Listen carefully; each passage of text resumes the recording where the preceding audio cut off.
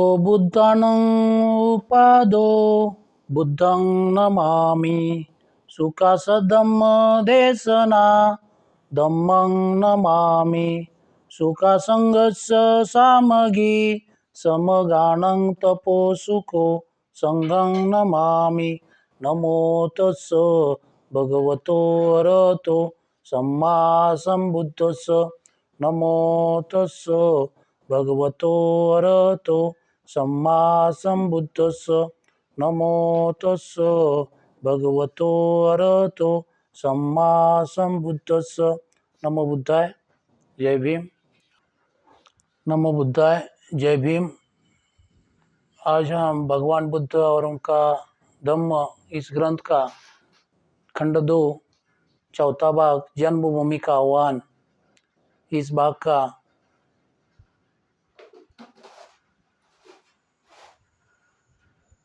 पठन करेंगे। यशोधरा और राहुल से भेंट। तब तथागत को राजा शुद्धोधन घर में लिवा ले गए। परिवार के सभी लोगों ने उन्हें अभिवादन किया, लेकिन राहुल माता यशोधरा नहीं आई। जब शुद्धोधन से सूचना भिजवाई तो उसने कहला भेजा, मैं किसी योग्य समझी जाऊंगी तो सिद्धार्थ यही मुझे मिलने आएंगे। अपने सभी संबंधियों से भेंट हो चुकने पर सिद्धार्थ ने पूछा, यशोधरा कहाँ है? उत्तर दिया गया, उसने आने से इनकार कर दिया है। सिद्धार्थ तुरंत उठे और सीधे उसके भवन में गए। सारीपुत और मोगलान को, जिन्हें वे यशोधरा के कमरे में भीतर तक साथ ले गए थे, तथागत ने कहा, मैं तो मुक्त हूँ, लेकिन यशोधरा अभी मुक्त नहीं है। इतने लंबी अरसे तक मुझे नहीं देखा है, इसलिए वह बहुत दुखी है।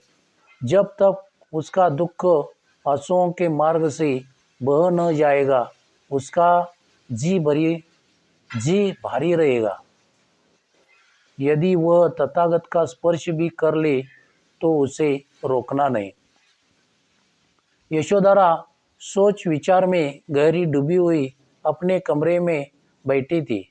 तथागत ने प्रवेश किया तो भक्ति बाहुल्य से उनका वही हाल था जो किसी लबालब भरे पात्र को हो और जो अपने में समा न सके। वह यह भूल गई कि उसका स्नेह भोजन महामानव बुद्ध है, लोक गुरु है, सत्य के महान उपदेष्टा है। उसने बड़े जोर से उसके चरण धरे और जोर जोर से रोने लगी। लेकिन जब उसे इसका ध्यान आया कि शुद्धोधन भी वहाँ आ गया है तो उसे लज्जा आई। वह उठी और बड़ी श्रद्धा भावना सहित एक ओर बैठ गई। शुद्धोधन ने यशोधरा की ओर से बोलते हुए कहा, इसका यह व्यवहार कुछ क्षणिक भावना का परिणाम नहीं है, इसने बड़ी गहरी आस्था का परिचय दिया है। इन्हें 7 वर्षों में जब से तुम इस छोड़कर चले गए, जब इसने सुना कि सिद्धार्थ ने अपना सिर मुंडवा लिया है, इसने भी वैसा ही किया। जब इसने सुना कि सिद्धार्थ ने गहनों और सुगंधित द्रव्यों का परित्याग कर दिया, इसने भी वैसा ही किया। और जब इसने सुना कि सिद्धार्थ एकारी हो गए, तब से यह भी मिट्टी के पात्र में एक ही बार आहार ग्रहण कर लगी। यदि यह क्षणिक भावुकता नहीं है तो यह सब इसके साहस की ही परिचायक है। तब सिद्धार्थ ने यशोधरा को इसके महान पुण्य की याद दिलाई और उस महान साहस की जिसका परिचय उसने सिद्धार्थ की प्रव्रजा के समय दिया था। उन्होंने कहा कि जब वे बोधिसत्व की अवस्था में बुद्धत्व प्राप्त करने के लिए प्रयत्नशील थे, उस समय उसकी पवित्रता, उसकी कोमलता तथा उसकी आस्था ही उनका सबसे बड़ा संबल सिद्ध हुई थी। यह उसी का कर्म था और यह महान पुण्य का परिणाम था। यशोधरा की वेदना वचनों से परे की बात थी, किंतु उसने जो धीरता और वीरता दिखाई, उसने उसके अभौतिक उत्तराधिकारी को चार चांद लगा दिए और उसे भी अनुपम पद प्रदान किया। तब यशोधरा ने 7 वर्ष के राहुल को एक राजकुमार की तरह सजाया और बोली, यह श्रमण जो प्रकाशमान है तुम्हारे पिता है, उनके पास अक्षय निधि है जैसे मैंने अभी तक नहीं देखा है। उनके पास जा और वह अक्षय निधि मांग, क्योंकि वह तेरा उत्तराधिकारी है। राहुल बोला, माँ, मेरा पिता कौन है? मैं तो एक बाबा शुद्धोधन को ही पिता जानता हूँ। यशोधरा ने बच्चे को गोद में लिया और खिड़की में से दिखाया, बेटा, वह देख, वह तेरे पिता है और शुद्धोधन नहीं। उस समय तथागत भिक्षु संघ के बीच बैठे भिक्षा भोजन ग्रहण कर रहे थे और वहाँ से दूर नहीं थे। तब राहुल उनके पास गया और ऊपर मुंह उठाकर निर्भयतापूर्वक किंतु बड़े ही स्नेह से स्निग्ध स्वर में बोला, मान्यवर, क्या आप मेरे पिता नहीं हो? और उसके पास खड़ा ही खड़ा कहने लगा, हे श्रमण, तुम्हारी छाया बड़ी सुक्कर है। तथागत कुछ नहीं बोले। जब भोजन समाप्त हो गया, तथागत ने आशीर्वाद दिया और महल से विदा हुए राहुल पीछे पीछे हो लिया और अपना उत्तराधिकार मांगता रहा। राहुल को किसी ने नहीं रोका, न स्वयं तथागत ने ही। तथागत ने सारीपुत्र की ओर देखा और कहा, राहुल उत्तराधिकारी चाहता है, मैं उसका यह नाशवान निधि नहीं दे सकता जो अपने साथ चिंताएं लाती है, लेकिन मैं उसे श्रेष्ठ जीवन का उत्तराधिकार दे सकता हूँ जो अपने में एक अक्षय निधि है। तब राहुल को ही संबोधित करके तथागत बोले, प्यारे बच्चे, सोना चांदी और हीरे मेरे पास नहीं है, किंतु यदि तू आध्यात्मिक निधि चाहता है तो उसे ले सकने तथा संभाल कर रखने में समर्थ है तो वह मेरे पास बहुत है। मेरी अभौतिक संपत्ति मेरे धम्म का मार गई है।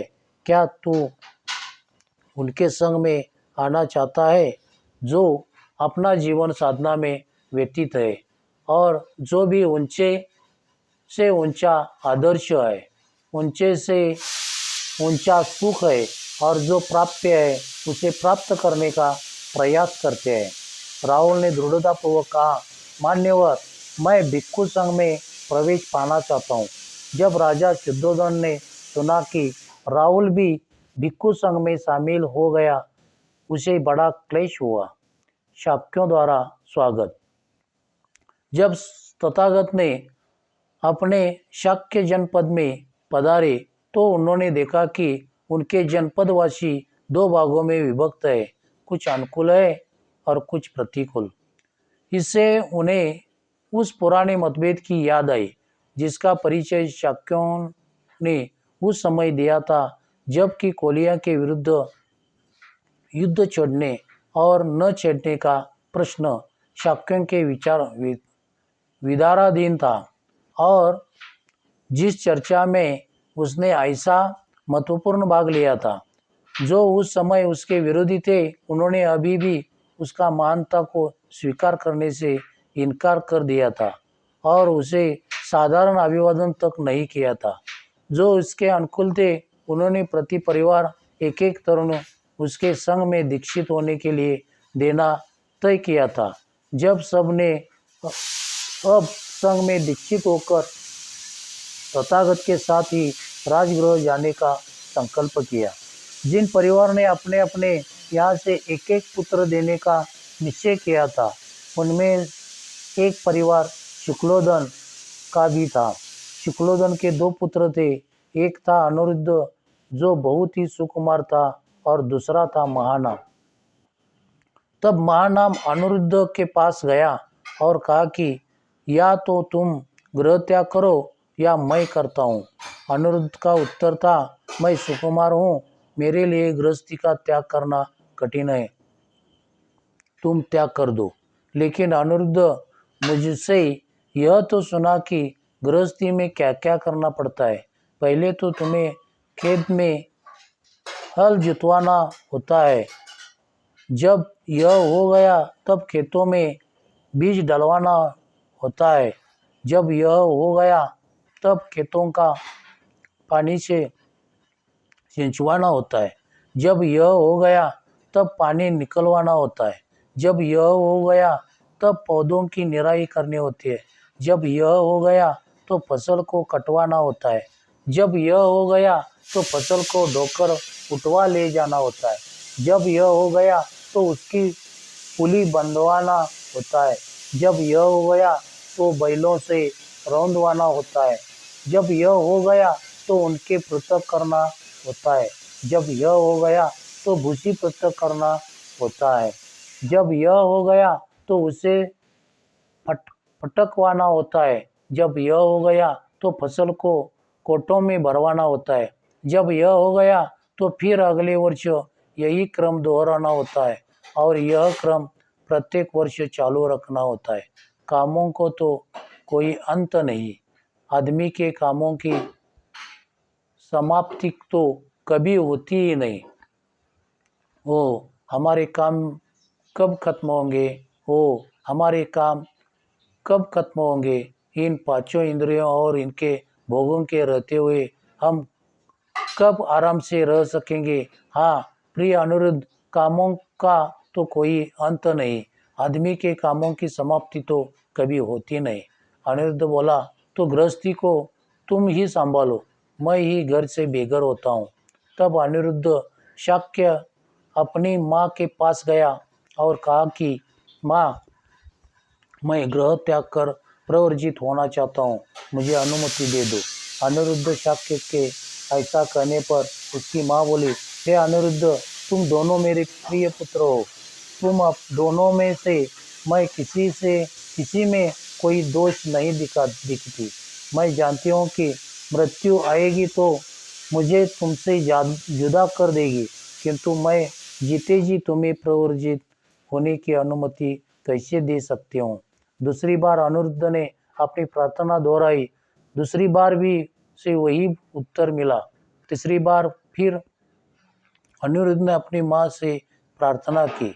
उस समय शाक्य जनपद पर बधिया शाक्य राज्य करता था। वह अनिरुद्ध शाक्य का मित्र था।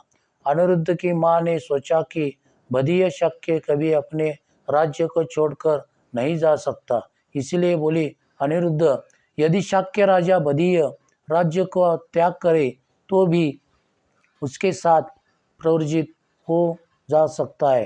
तब अनिरुद्ध बधिये के पास पहुंचा और उससे बोला, मित्र, मेरी प्रवर्जा में तुम बाधक हो रहे हो। हे मित्र, यदि मैं बाधक हूँ तो वह बाधा दूर हो, मैं तुम्हारे साथ हूँ, प्रसन्नतापूर्वक सांसारिक जीवन का त्याग कर दो। हे प्रिय मित्र, हाँ, हम दोनों इकट्ठे सांसारिक जीवन का त्याग करें। बधिया बोला, हे मित्र, मैं सांसारिक जीवन का त्याग करने में असमर्थ हूँ और जो कुछ भी तुम करने के लिए कहो मैं करूँगा, तुम अकेले ही प्रवर्जित हो जाओ। हे मित्र, माँ ने मुझे कहा है कि यदि तुम प्रवर्जित हो तो मैं भी हो सकता हूँ, और तुमने अभी कहा है कि यदि मैं बाधक हूँ तो वह बाधा दूर हो, मैं तुम्हारे साथ हूँ, प्रसन्नतापूर्वक सांसारिक जीवन का त्याग कर दो। इसलिए मित्र, आओ हम दोनों इकट्ठे सांसारिक जीवन का त्याग करें। तब शाक्य राजा बधिया अनिरुद्ध से बोला, हे मित्र, 7 वर्ष तक प्रतीक्षा करो, 7 वर्ष की समाप्ति कर हम इकट्ठे प्रवर्जित होंगे। मित्र, 7 वर्ष का समय बहुत होता है, मैं 7 वर्ष प्रतीक्षा नहीं कर सकता। बधिये ने 6 वर्ष, 5 वर्ष और इस प्रकार घटाते घटाते 1 वर्ष प्रतीक्षा करने की बात कही। फिर 11 महीने, 10 महीने और इस प्रकार घटाते घटाते 15 दिन प्रतीक्षा करने की बात कही। अनिरुद्ध का एक ही उत्तर था, इतना समय बहुत होता है। तब बधिये बोला, अच्छा मित्र, 1 सप्ताह प्रतीक्षा करो, इतने समय में मैं अपने भाइयों और पुत्रों को राज्य सौंप दूं। अनिरुद्ध बोला, 7 दिन बहुत नहीं होते, इतने दिन मैं प्रतीक्षा करूंगा। तब शाक्य राजा बधिय, अनिरुद्ध, आनंद, भृगु, किम्बिल और देवदत्त जैसे कभी वह अपने चतुरंगनी सेना सहित उद्यान क्रीड़ा के लिए साथ साथ जाते थे, उसी प्रकार अब भी वह अपनी चतुरंगनी सेना को साथ ले घर से निकले।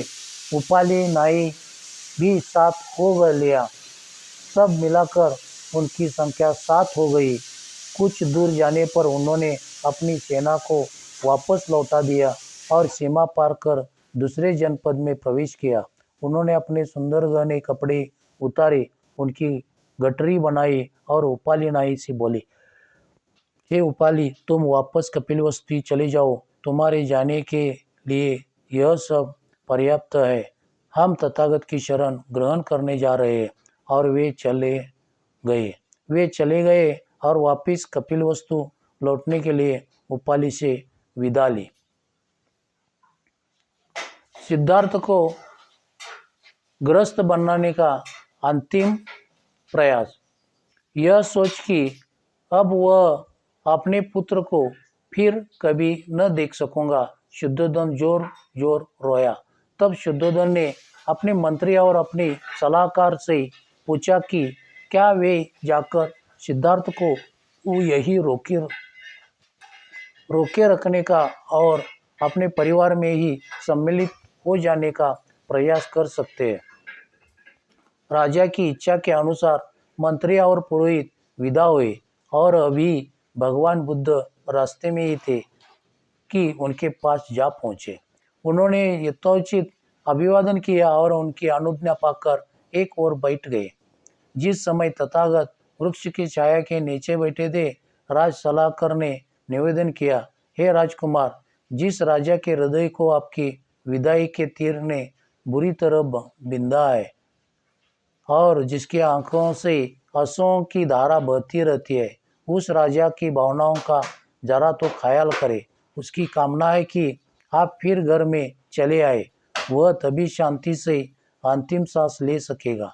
उसका कथन है, मैं जानता हूँ कि आप धम्म में स्थित है और मैं यह भी जानता हूँ कि आपका यह संकल्प वज्र के समान दृढ़ है, लेकिन इस प्रकार घर छोड़कर चले जाने से उत्पन्न वियोगाग्नि से मेरा दिल जल रहा है।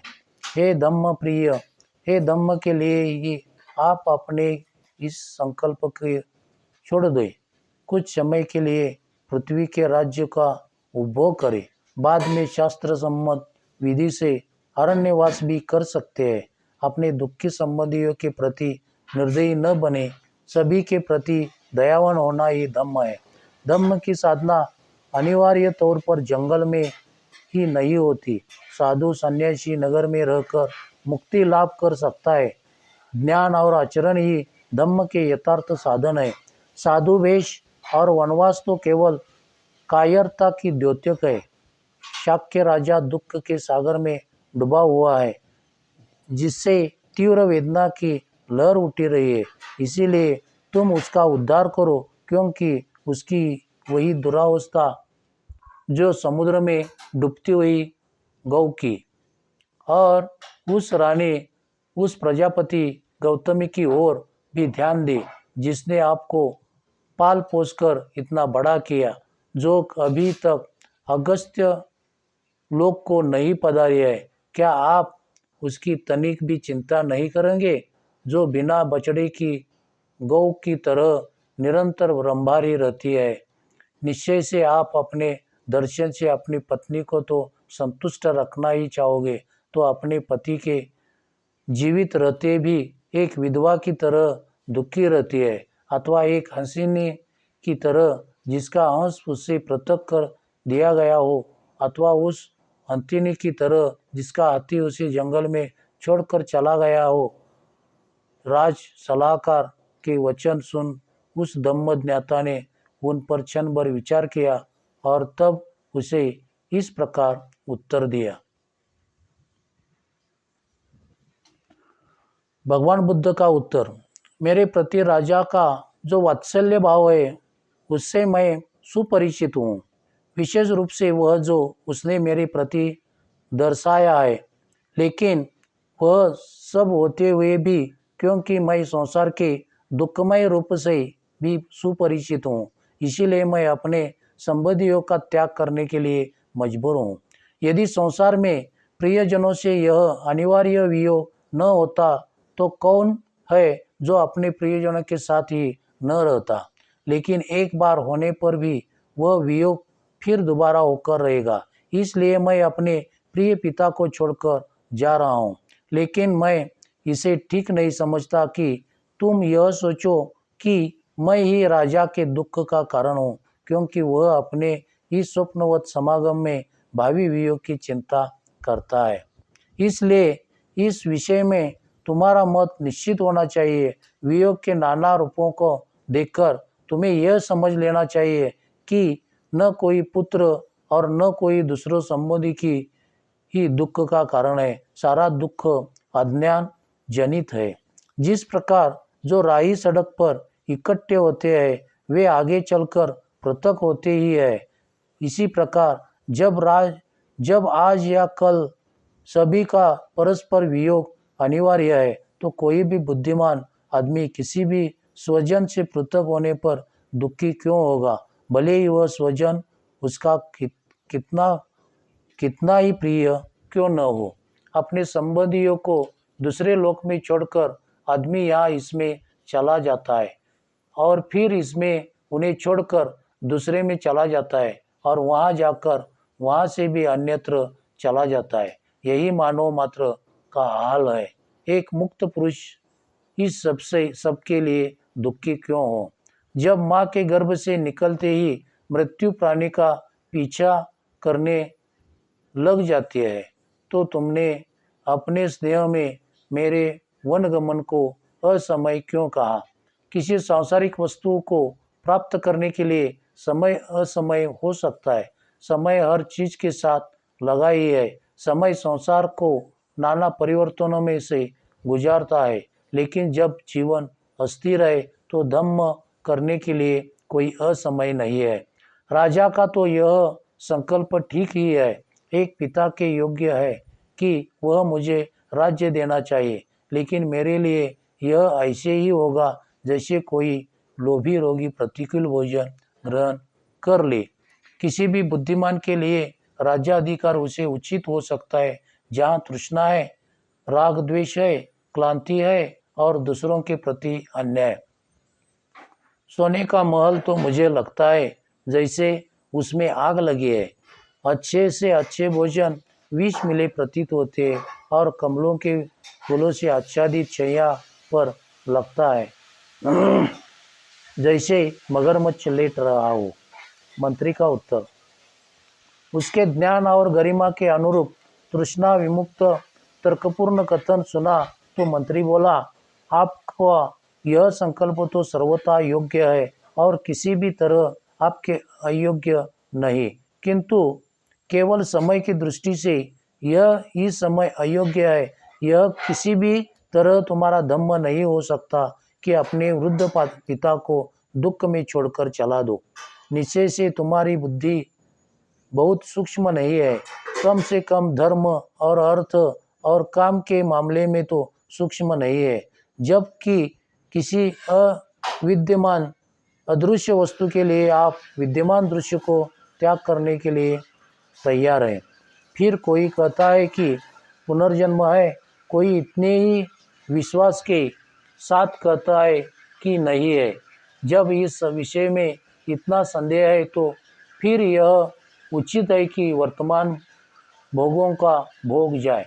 यदि कोई परलोक होगा तो हम परलोक में भी आनंद मनाएंगे, किंतु यदि कोई परलोक नहीं होगा तो फिर सारा संसार ही निश्चित रूप से अनायास मुक्त है। कुछ ऐसे है जो पुनर्जन्म जो मानते हैं किंतु मोक्ष की कोई संभावना नहीं मानते। उनका कहना है कि जैसे अग्नि स्वभाव से ही उष्ण होती है और पानी स्वभाव से ही तरल होता है। इसी प्रकार यह संसार स्वभाव ही संसरणशील संसरणशील है। कुछ का मत है सभी वस्तुएं स्वभावजन्य है, चाहे कुछ ही अच्छी हो या बुरी हो, चाहे सत्य हो चाहे असत्य हो। जब यह सारा संसार स्वभावजन्य है, इसीलिए भी हमारे सब प्रयास व्यर्थ है। जब इंद्रियों की प्रक्रिया निश्चित है और बाह्य पदार्थों की अनुकूलता प्रतिकूलता थी, जो फिर उसका वृद्धावस्था और कष्ट से अटूट संबंध है, उसे कैसे कैसे पृथक कर सकता है? क्या यह सब प्राकृतिक ही नहीं है? पानी आग को बुझा देता है और आग पानी को भाप बनाकर उड़ा देती है। ये सभी तत्व जब इकट्ठे हो जाते हैं तो संसार का निर्माण करते हैं। गर्भ में ही हाथ पांव रट पेट पीठ और सिर की रचना हो जाती है। बुद्धिमानों को कहना है कि यह सब प्राकृतिक ही है। कांटों के तीखेपन को कौन निर्माण करता है? अथवा पशुओं की पक्षियों के स्वभाव की ही कौन रचना करता है? यह सब प्राकृतिक है। कोई भी कार्य ऐसा नहीं जिसमें चेतना कारण हो, तो फिर चेतना का अस्तित्व ही कैसे हो सकता है? कुछ का कहना है कि यह सृष्टि ईश्वर की रचना है। यदि ऐसा है तो फिर किस चेतन आत्मा के प्रयत्नशील होने की आवश्यकता ही क्या है, जो सृष्टि को गति प्रदान करेगा? वही उस गति को अवरुद्ध भी करेगा। कुछ कहते हैं कि प्राणी का जन्म और मरण दोनों आत्मा पर निर्भर करते हैं, किंतु उनका कहना है कि प्राणी का जन्म तो अनायास होता है, किंतु मोक्ष प्रयास सिद्ध है। आदमी का संतानोत्पत्ति द्वारा पिता के उपकार से मुक्त होता है, शास्त्र अध्ययन द्वारा ऋषि उपकार से और यज्ञों द्वारा देव उपकार से। जो इन तीनों उपकारों से मुक्त है वही वास्तव में ही मुक्त है। इसलिए बुद्धिमानों को कहना है कि जो इस क्रम से मोक्ष के लिए प्रयास करते हैं, उन्हें ही मोक्ष प्राप्त होता है। जो इस क्रम से प्रयास नहीं करते, उन्हें व्यर्थ का आयास ही होता है। इसीलिए हे सौम्य, यदि मोक्ष की ही चाहे है तो शास्त्र क्रम से उसकी और अग्रसर हो। इस प्रकार आपको भी मोक्ष प्राप्त हो जाएगा और राजा भी दुख से मोक्ष पा जाएगा। और जहाँ तक आपको वन से दोबारा घर वापिस आने के बारे में आशंका है, तो इसका विचार करने की आवश्यकता नहीं है। उस समय में भी लोग उन वन जाकर वापस घर लौट ही है। अम्बरीश लौटा है, दुर्मुकेश लौटा है, राम लौटा है और भी बहुत लौटे हैं। भगवान बुद्ध का निश्चय। तब मंत्री के प्रिय और वफादारी से भरे वचन सुनकर उस मंत्री को, जो राजा की आंखों के समान था, निश्चय ही बुद्ध ने अपना उत्तर दिया, यथोचित, न उकताने वाला और न जल्दबाजी से युक्त। कुछ है व नहीं, इसमें मेरे लिए कोई दूसरा प्रमाण नहीं है। तपस्या और साधना द्वारा मैंने स्वयं सत्य को जान लिया है। मैं किसी ऐसे सिद्धांत को सही स्वीकार नहीं कर सकता जो अज्ञानश्रित है और जिसका सिर नीचे और पैर ऊपर की तरफ है। मैं किसी ऐसे सिद्धांत को सही स्वीकार नहीं कर सकता जिसमें सैकड़ों बातों को यूं ही पहले से सही मानकर चलना होता है। कौन बुद्धिमान आदमी केवल किसी दूसरे पर आश्रित होकर किसी बात में विश्वास करेगा? मानव जाति तो अंधेरे में एक अंधे के पीछे चलने वाली सूक्ष्महीन जाति बनी ही है। लेकिन यदि कोई सत्य और झूठ में विवेक न कर सके, यदि कोई भलाई और बुराई के विषय में संदिग्ध हो, तो उसे भी अपना चित्त भलाई में ही लगाए रहना चाहिए। सद्वृत्ति वाले के लिए थोड़ा व्यर्थ का परिश्रम भी कल्याणकारी ही होता है। लेकिन यह देखकर कि इस पवित्र परंपरा को भी ठिकाना नहीं, यह समझ लो कि ठीक वही होता है जो विश्वसनीय लोगों को वचन हो, और विश्वसनीयता का मतलब है निर्दोषता। जो सर्वथा सदोष है वह सत्य का अपलाप कर ही नहीं सकता, और जो कुछ तुम मुझे घर लौट चलने के बारे में कह रहे हो और अपने पक्ष में समर्थन में कुछ लोगों के उदाहरण दे रहे हो, तो ऐसे लोगों की क्या प्रामाणिकता जिन्होंने अपने वृत्त को ही तोड़ दिया। चाहे सूर्य पृथ्वी पर आ गिरे और चाहे हिमालय भी अपने स्थान से हट जाए, तो भी मैं किसी हालत में भी इंद्रिय सुख की ओर आकर्षित होकर घर नहीं लौट सकता। मैं जलती हुई आग में प्रविष्ट हो जाऊंगा, किंतु बिना अपने मानवता के कल्याण के उद्देश्य को पूरा किए घर नहीं लौट सकता। इतना कहा और अपने दृढ़ निश्चय के कारण तथागत सर्वथा उपेक्षावान होकर उठकर चला दिए। तब आंखों में आंसू लिए मंत्री और पुरोहित निराश होकर कपिलवस्तु लौट आए। उन्होंने सिद्धार्थ का अदृढ़ निश्चय सुन लिया था। राजपुत्र के प्रति हृदय में प्रेम होने के कारण और राजा के प्रति हृदय में समर्पण होने के कारण वे लौट आए, किंतु बार बार पीछे मुड़कर देखते थे। वे न उन्हें देखते ही रह सकते थे, न उन्हें आंखों से ओझल होने दे सकते थे, जो कि सूर्य की भांति अपने तेज से तेजस्वी थे।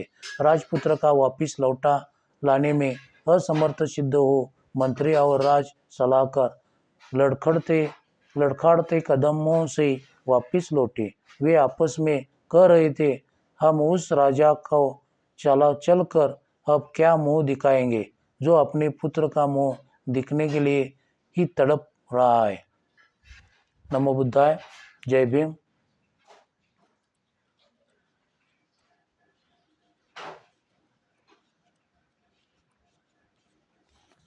सब पाप सकरणं कुशल स उपसंपदा सचित परियोदपनं एतं बुद्धानं शासनं धम्मं चरे सुचरितं नतं दुचरितं चरे धम्मचारी सुखं सेति अस्मिन् लोके परिमिच न तावता धम्मधरो यावता बहुभासति योच्यपंपि सुतवान धम्मं कायेन पश्यति सवे धम्मधरो होति यो धम्मं न पमज्जति नति मे शरणं अयं बुद्धो मे शरणं वरं एतेन सज्ज वज्रेन होतु मे जय मंगलं। नति मे शरणं अयं धम्मो मे शरणं वरं एतेन सज्ज वज्रेन होतु मे जय मंगलं। नति मे शरणं अयं संगो मे शरणं वरं एतेन सज्ज वज्रेन होतु मे जय मंगलं।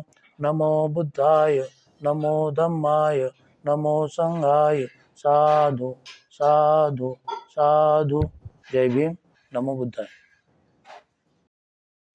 Discovery of Buddha in India आवडल्यास लाईक, शेअर अँड सबस्क्राईब करा.